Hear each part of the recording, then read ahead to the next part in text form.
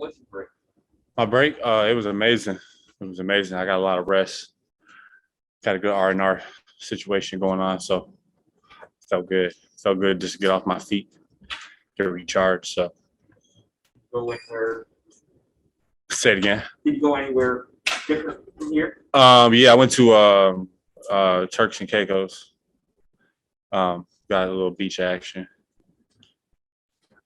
Castaway. That's who I was. Tom Hanks. You know who that is. I wanted to ask if like a rookie said, "Hey, I'm going to my first AllStar break. How should I approach it? Rest what you would recommend?" Well, I mean, usually every rookie, I know I did it. I know every rookie does it. Is they go to Miami for AllStar break. So I'm sure that's what most rookies in the NBA have done. But I mean, you got to enjoy your time. You definitely want to get rest, but you know, you got to enjoy yourself, enjoy your life too. So When Kristaps started playing, you guys went for 2 big minutes with like shooting quite a few threes, quite a few threes. What do you think that dynamic is going to be like for the team? And will you guys have to strike a balance, like inside outside balance? yeah, for sure. Obviously he's a great shooter, hell of a shooter for his size.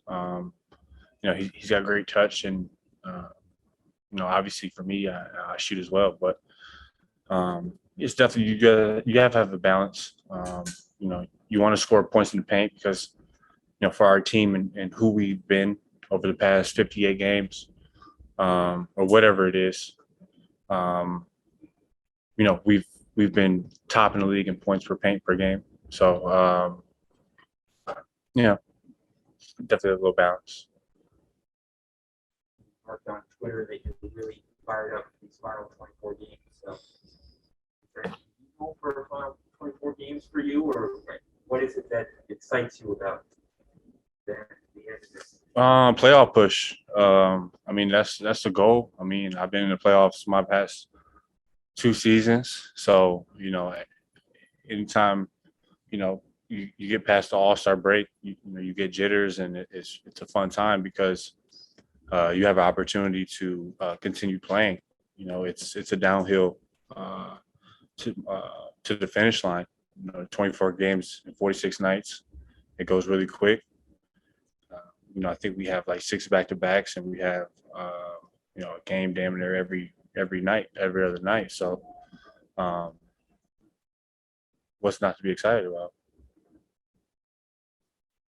This doesn't come off as a rudimentary basketball question, but I'm curious how important are shooting spots and like learning your shooting spots, like to them, and perhaps knowing like your teammates shooting spots. It just helps the cohesiveness of the unit, and also you have something to fall back on.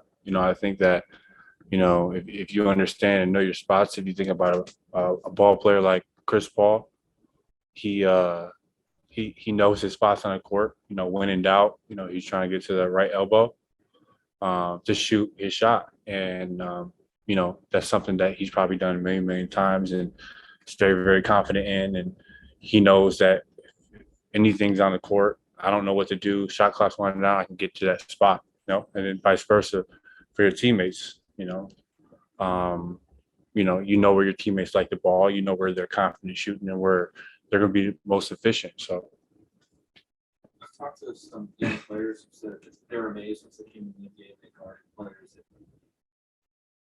they didn't even have to see the basket and score spots. Is that like a goal that like you kind of need to? Do you feel like you can do that, or like the players kind of need to get to that point because it can be so small many times you have to be able to just have a feel for it? yeah, I mean, you got to have a feel for it. I mean, I'm not there yet, and I want to be.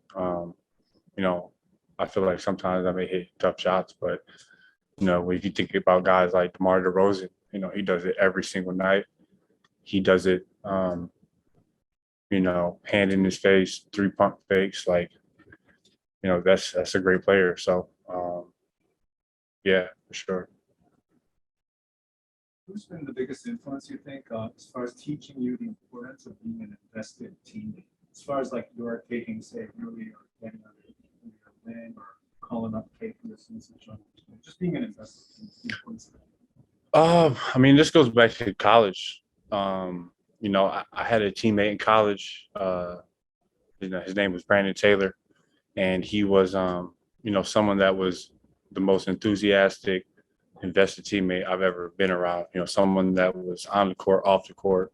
You know, let's hang out. You know, let's get in the gym. Let's, you know, communicate on the court. Let's, you know, rah rah. Like being invested teammate is, you know, it means you care. Like you're passionate about the sport. You love the game. Like you love, um, you know, everything that you're doing. So for me, I feel like that just comes, you know, from college, but also just naturally because I love the game and I love to, you know, help others and have fun. And, you know, this is, you know, what I've done my whole life. So, Do you feel like you need to take on a bigger leadership role? You know, team changing a little bit and now you have the last 24 games.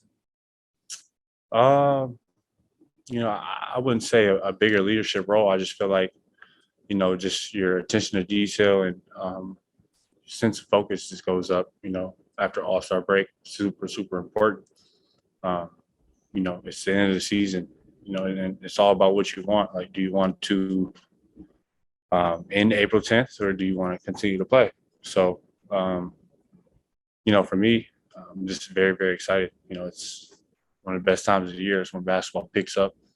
You know, every single game matters. You know, when you go home, watch TV, it's always going to be a great game because everybody's playing with passion. And, you know, that's what makes this sport so beautiful. Are you hammering home that message to guys like Denny and Louis, that sense of urgency needed for this stretch? No, it's not about a Denny Rury thing. It's a Washington Wizards thing. You know what I mean? So, you know, obviously every individual matters, but, you know, it's about the team. It's about, you know, everyone on this ball club, everyone in the organization rallying to a common goal. And, you know, that's what everybody wants to do here. Everybody wants to continue to keep playing and continue to develop. You know, after the trade deadline, we've, you know, we've been a different team. You know, dropped a game or two, but you know, to be 3-2, and you know, we understand where we're going, and you know, we know what direction we want to, you know, continue playing in. So. Saying that to you about All-Star Weekend, whether you watched it or not, or top 75, and it's nothing wrong with this last week. I didn't watch anything. You know, when I'm on break, I don't tune into nothing. TV. I was on the beach, and so yeah, I seen the highlights at the end like today, but that's about it. Yeah, I need a mental flush. I watch so much basketball, so. If you enjoyed the mentor for young guys, any of the young guys. You know, it's weird to honestly like be a mentor because like I'm still like only in my 5th year in the NBA. Like I'm not even a vet. Like to me, a vet is someone that's, you know, 8 to 10 years. You know what I mean? But you know, because that's what I'm used to. And but at the same time, you know, I believe that I'm a knowledgeable person, and you know, people see that. So you know, the little that I know, you know, I just try to help. And you know, Denny or anybody else, like, you know, they love the game too. They have a big passion, and when you share that type of interest, and you see people that are like you, you know, you naturally connect because, you know, we love the game. So. Asked because the TV caught a cool moment where Who? TV at television. Okay, yeah. Right, not TV. Okay, TV. Okay. Uh-huh. Caught a cool moment where I think in a prior sequence you encouraged Corey to take over the shot, Mm-hmm. and maybe he passed number missed it. Then a couple moments later, he hit the same shot, and then you gave a high five. So is that just something that's coming naturally to you, or is that something? No, I mean, that's just me. I'm a very optimistic person. And I try not to think so negative, You know, it's so much negativity in the world.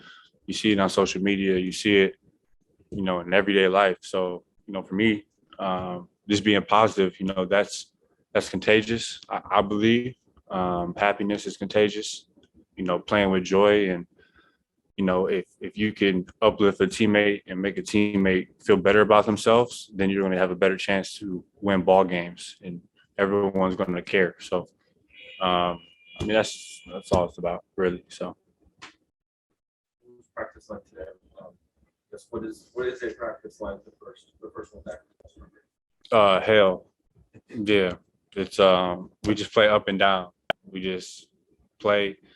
Nobody has lungs. You know I didn't touch a basketball, and I'm sure most other guys didn't. But you know, it's always important. It's always a fun practice because you know you're going to play a lot. You know, we have referees and getting after it.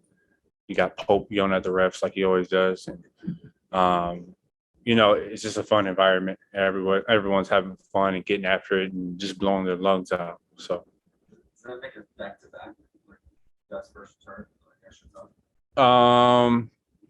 No, I don't think so. I think one is necessary, but then also when you think about what you just said, having a back to back coming up, you know, it definitely prepares you. And you know, to have a back to back after AllStar, I've never had that, but it's gonna be interesting. All right, Kuz, let's take a couple questions from Zoom. We'll start with Kareem. Hey, what up, Kuz? What up? I hadn't thought about Brandon in a while. That was my guy back in the day. Right? He was a good dude. Got two-parter for you. From not first half, but pre AllStar break. I'm curious, was there something as a group that you guys did that you really liked as a team that you're like, hey, we got to keep doing this for this back stretch? And on the flip side of that, is there something that you didn't like you guys did as a collective that said, okay, we have to clean this up for this back stretch? You know, that's a tough question. You know, I just think that like you talk about pre AllStar, which I'm guessing that's what, post deadline or all in all? What do you mean? Oh, just kind of all in all, because I do know the kind of dynamic of the team did change after the trade deadline, and there was only a couple games there, so I know that's a little bit different, but just kind of overall, not necessarily just post trade. Yeah, I mean, obviously, you know, if you look at our season, it's been a roller coaster. You know, pretty deep roller coaster, but you know,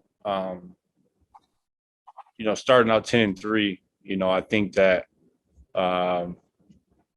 you know, we might have got ahead of ourselves a little bit, you know, in the first group that we had here. You know, we were rolling and, you know, it felt really, really good. Obviously, had a lot of buzz. And then, you know, we just took our foot off the gas a little bit. And I think our record kind of really reflects that. And, you know, we went through some things. We went through some injuries, went through COVID, you know, just like anybody else in the NBA. Everybody's dealt with that. But, you know, once it kind of went left, it was hard to get back right. And obviously needed some changes. And, you know, for us after the deadline, you know, we just, you know, this is all we got. You know, we know the cards that we've been dealt. You know, not sure when KP's going to play. Obviously, Brad's out the rest of the year. But I mean, it doesn't matter. You know, you can't let it matter. You know, you have to understand that, you know, we have enough. You know, we still have 15 players here, and everybody can contribute, and everybody has the ability and capability to play well consistently. And, you know, that's what we have to show. So, you know, I believe that we can do it. And I believe, you know, why not us? You know what I mean? So, you know, that's kind of our mindset. Cool. I appreciate you. Yep. We'll go over to Chris Miller. What up, though? Yo. while you were on your castaway vibes, I'm curious from a mental standpoint, did you detach from the game or were you kind of in self-reflection mode of the first 58? So a little bit of both. You always want to detach yourself, and I think that's very, very important, not only for basketball and what we do. Obviously, we have a high pressure job, but at the same time, I think it's always important to detach to something you love, um, so you can find that balance. And when you can come back to it, you're full of joy. Like today, I couldn't wait to get to the gym. Obviously, I was on the sand somewhere, but I couldn't wait to get back to the team and just be around guys, because obviously that's what you love to do. But at the same time, you definitely want to self-reflect and just understand your mission and understand um, you know, what have you done? What could you've done? How can you improve? And I think that's very, very vital to everything that you do in life. Self-reflection is huge. Just one follow up. This might be hard for you to answer kind of like in real time as the season is going on, but Kyle, how would you kind of describe the growth of your leadership?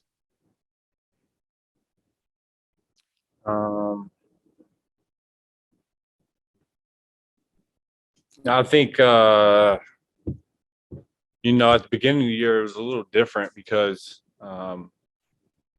obviously having Brad, having a lot of vets here, it was more of a we were kind of more of a collective, you know what I mean? Everybody would chime in. And obviously with a lot of vets gone, Brad gone, we have a lot of young guys, a lot of, quiet guys, not necessarily quiet, but, I just feel like for me, I just want to spread my joy for the game. I want to encourage guys, I want to win. I mean, that's the bottom line. So somebody's got to do it. And, I've always been that way my whole life. So why not? Appreciate it, man. Welcome back. Mm-hmm. We will finish up with Neil. Hey, Kuz, glad that you had a relaxing time on the beach. I'm curious for you, obviously you've had a bigger role than, last couple seasons to start this season, but now, you're kind of propelled into the 1A, 1B role with KP.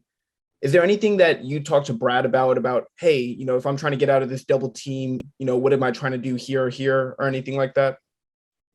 Not really. I don't really look at all the 1A, 1B, just play basketball. I feel like, earlier in my career when I was a Laker, my third year, I got so caught up of, trying to be like, part of a big three and do this and do that. Like, you read what the media says and, media asks you, can you be a part of this or whatever? But I mean, none of that stuff really matters. At the end of the day, you just got to go out. You got to play hard. You got to play like you're never going to play again. So, I kind of, leave that stuff out of it because it just complicates the game. So, for me, I want to come in. Obviously, I know I have a big role. I know that, I'm one of the main playmakers right now, and it's up to me to, make others better and, just help lead. So, I'm excited for it. And going into the break, you talked about it was refreshing to get back to playing for each other, things like that for the next man. How have you, I know it's early, but how have you assessed that that's maybe continued on through the break now? I mean, that's mandatory. I mean, everybody has to do it. It's if you want to play winning basketball, that's how it's got to be. It's not, my turn, take a shot, or I got a mismatch, I got to go. Like, no, let's play basketball. Make the right play. Cheer on your teammate when you're on the bench. be happy for the next man, and let's just go try to win some games. Thanks, Kuz. Appreciate it.